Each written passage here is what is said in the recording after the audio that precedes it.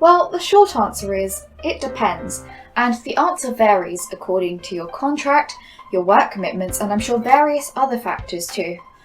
For example, in my contract, there is a section that says working elsewhere during employment, and the clause reads, "You shall not at any time during your employment, either on your own behalf, whether alone or in partnership, or as an employee, agent, director, or consultant of any other person, partnership, business, firm, or corporation, engage in any other trade, business, profession, or fee-earning activity without the prior written permission of the partnership. Such consent is not to be unreasonably withheld." Now, this is such a mouthful, and it took me a while to wrap my head around it and what it meant. But essentially it's saying, check with your bosses if you are actually allowed, and they should let you, provided that this job isn't impacting on your main work.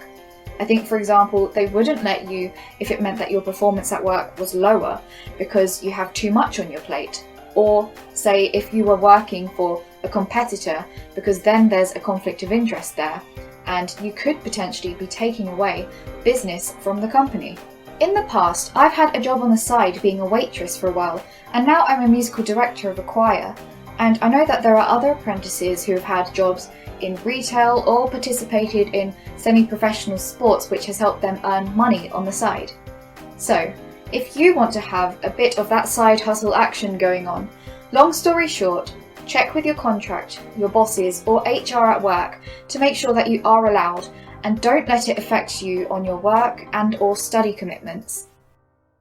Thanks for watching this channel, it's building on my mind. Check out my other videos, but first hit the bell and comment, like, subscribe.